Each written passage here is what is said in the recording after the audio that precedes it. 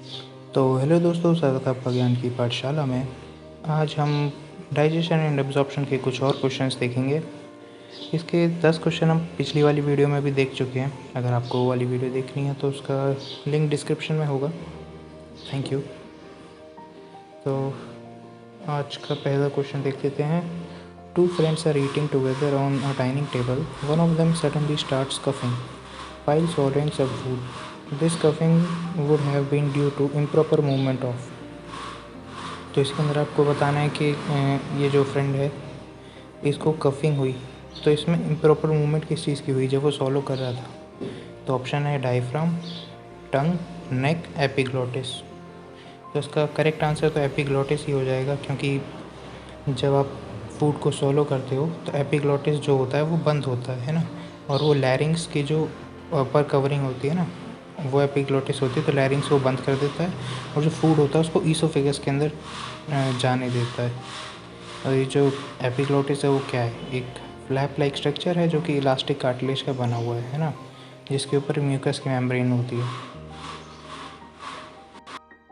तो next question है, epithelial cells of intestine involve in food absorption have on their surface. तो जो epithelial cells होते हैं इंटेस्टाइन के सरफेस पर उन वो किस चीज़ के बने होते हैं, उनके ऊपर क्या होता है ना। तो इसका ऑप्शन है pinocytic vesicle, phagocytic vesicle, zymogen granules या फिर माइक्रोवेलाई। तो देखो पिनोसाइटिक वेसिकल्स तो यहाँ पे होंगे नहीं, और फेगोसाइटिक की भी ज़रूरत नहीं है, क्योंकि यहाँ पे हम किसी फॉरेन सब्सटेंस को खा थोड़ी रहे हैं, मतलब ख़त्म थोड़ी कर रहे हैं। फिर जाइमोजन के ग्रैनुल्स, तो जाइमोजन किस लिए होता है, जाइमोजन तो एंजाइम सिक्रीट करता है ना। फिर है माइक्रोवेलाई, तो इसका करेक्ट आंसर तो माइक्रोवेलाई हो जाएगा, क्योंकि ये जो इंटेस्टाइन की म्यूकोसा और सब म्यूकोसा होती है ना वो फिंगर लाइक प्रोजेक्शन में फोल्ड हो जाती है ना, ताकि सरफेस एरिया इंक्रीज़ हो पाए और ज़्यादा से ज़्यादा एब्जॉर्प्शन हो पाए। और ये जो फिंगर लाइक स्ट्रक्चर होते हैं जिनको हम विलाई बोलते हैं, इनके सरफेस पर जो एपिथेलियल सेल्स होते हैं ना वो भी स्मॉल फिंगर लाइक प्रोजेक्शन में कन्वर्ट हो जाते हैं, जिसको माइक्रोवेलाई बोलते हैं। मतलब हर एक वेलाई के ऊपर थाउजेंड्स ऑफ माइक्रोवेलाई भी होती हैं। फिर है richest source of vitamin B12। तो richest source of vitamin B12 क्या है, goat's liver, spirulina, chocolate, green gram, rice, हंसेक, कैरेट, चिकन ब्रेस्ट।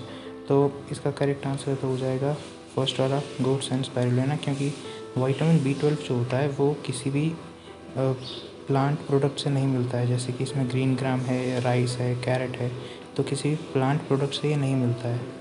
ये सिर्फ एनिमल प्रोटीन से मिलता है या फिर सिंगल सेल प्रोटीन जो स्पाइरुलिना है उनसे मिलता है ना।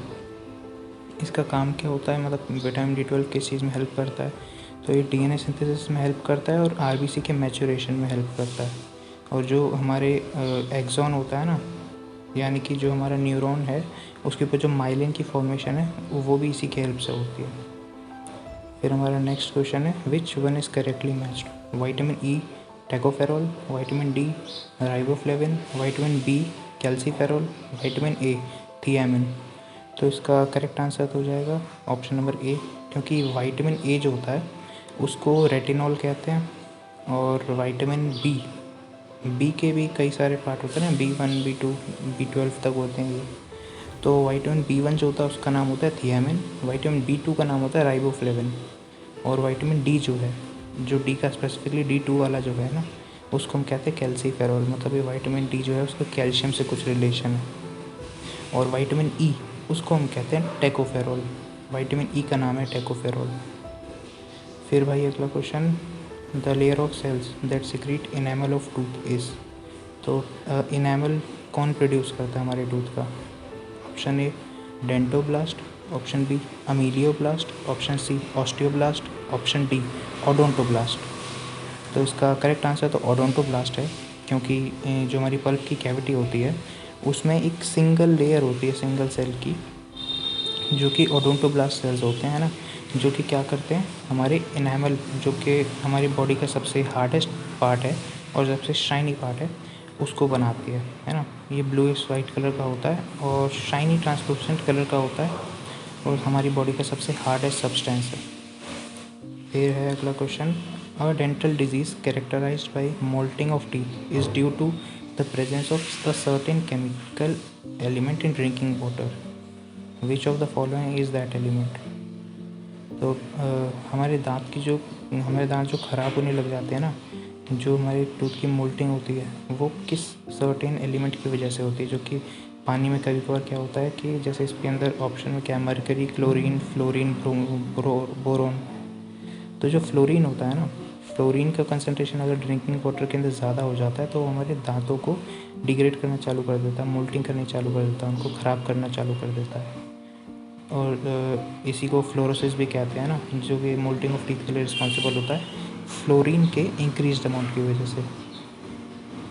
नेक्स्ट क्वेश्चन है ब्रूनर्स ग्लैंड अकर्स इन।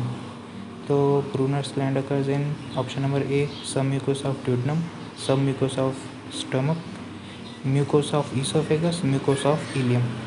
तो देखो, एक तो क्या है, जनरल स्टेटमेंट क्या होती है कि जो ग्लैंड्स हैं, है ना, जितने भी ग्लैंड्स होते हैं वो म्यूकोसा के अंदर ही होते हैं। जो पहली लेयर होती है ना अंदर से, अगर हम ये जो हमारी GIT की जो लेयर्स हैं उसके अंदर से बाहर की तरफ जाएं तो पहली लेयर आती है म्यूकोसा, जो कि सबसे पास होती है हमारे अंदर जो फूड वगैरह चल रहा है, जो भी सब्सटेंस आ रहा है उससे। तो जितने भी ग्लैंड्स होते हैं वो मेजॉरिटीली म्यूकोसा के अंदर होते हैं, लेकिन ड्यूडेनम का एक एक्सेप्शन है कि ड्यूडेनम के अंदर एक ब्रूनर्स ग्लैंड होता है जो कि उसके सब म्यूकोसा के अंदर प्रेजेंट होता है। इसका करेक्ट आंसर ब्रूनर्स ग्लैंड, जो कि सब म्यूकोसा में होगा, किसके, ड्यूडेनम के, है ना। और ये ब्रांच्ड कॉन्वोल्यूटेड वो होता है ग्लैंड। फिर नेक्स्ट क्वेश्चन है इन मैन द जाइमोजन और chief cells are mainly found in. तो जाइमोजन या चीफ सेल्स क्या प्रोड्यूस करेंगे, इंजाइम्स प्रोड्यूस करेंगे, है ना। तो इंजाइम्स स्टमक के अंदर किस पार्ट के अंदर इंजाइम्स प्रोड्यूस होते हैं, स्टमक के अंदर ये फंडिक पार्ट जो होता है ना, ऑप्शन नंबर डी। तो ये फंडिक पार्ट के अंदर इंजाइम्स प्रोड्यूस होते हैं। और कौन से इंजाइम प्रोड्यूस करते हैं, ये दो इंजाइम प्रोड्यूस करते हैं, दो प्रो इंजाइम्स, पेप्सिनोजन एंड प्रोरेन, है ना, पेप्सिनोजन और प्रोरेन। और एक इंजाइम होता है गैस्ट्रिक लाइपेज, ये इंजाइम से प्रोड्यूस करते हैं। इसके बाद अगला क्वेश्चन है Watson's duct is associated with. तो वॉटसन्स डक्ट जो है, वॉटसन डक्ट कहाँ से निकलती है, मतलब किस चीज़ से रिलेटेड है, sublingual salivary duct, parotid salivary gland, सब मैक्सिलरी सैलिवरी ग्लैंड, ये ब्रूनर्स ग्लैंड। तो देखो, ब्रूनर्स ग्लैंड तो ड्यूडेनम में था, है ना, तो इससे तो उसका कोई लेना देना है नहीं। बचे ये तीन क्या, सैलिवरी ग्लैंड्स है ना। अब ये जो सैलिवरी ग्लैंड्स, एक तो इसमें क्या लिखा हुआ है, सबलिंगुअल सैलिवरी डक्ट लिख दिया है इन्होंने, जो कि वॉटसन्स डक्ट तो होते नहीं, ये तो डक्ट ऑफ रेविनस होती है। अब सब मैक्सिलरी सैलिवरी ग्लैंड्स कहाँ पे होते हैं, हमारे जो जॉ होता है उसके नीचे होते हैं, इसलिए इसको लिखते हैं सब मैक्सिलरी, मतलब मैक्सिलरी के नीचे। हमारा जो मैक्सिला होता है, जो जॉ होता है उसके नीचे ही प्रेजेंट होते हैं। और इससे जो भी सिक्रीशन होता है वो वॉटसन्स डक्ट जो है उसके थ्रू आता है, इसलिए वॉटसन्स डक्ट जो है वो सब मैक्सिलरी सैलिवरी ग्लैंड से रिलेटेड है। और ये कंपाउंड एसिनार ग्लैंड्स होते हैं। हमारा अगला क्वेश्चन है duct leading from parotid gland and opening into vestibule is. मतलब ऐसी कौन सी डक्ट है जो कि पैरोटिड ग्लैंड से निकल रही है और वेस्टिब्यूल के अंदर ओपन हो रही है। चलिए ऑप्शन भी देख लेते हैं इसके। तो इसके ऑप्शन है Haversian duct, Stensen duct, Wolffian duct या इंफ्रा ऑर्बिटल डक्ट। तो देखो भाई, हार्वेसियन डक्ट इसका होगा नहीं, और वुल्फियन डक्ट जो है ये तो आपको याद होगा हमारे रिप्रोडक्टिव सिस्टम के अंदर जब दो तरीके की डक्ट होती हैं, वुल्फियन डक्ट और मुलेरियन डक्ट। तो ये तो बॉय और गर्ल में डिफ्रेंशिएशन करने के लिए होती हैं, तो ये भी नहीं होगा। इंफ्रा ऑर्बिटल डक्ट भी इसका आंसर नहीं है। इसका आंसर है स्टेंसन डक्ट, इसका आंसर बी हो जाएगा। Parotid gland are the largest salivary gland present just below the external ear. These are compound tubular acinar gland.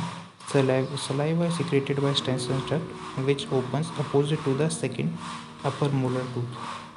है ना। तो पैरोटिड ग्लैंड का जो सिक्रीशन होता है वो कहाँ तक आता है, अपर मोलर टूथ तक आता है। तो आज के लिए तो इतना ही। Thank you.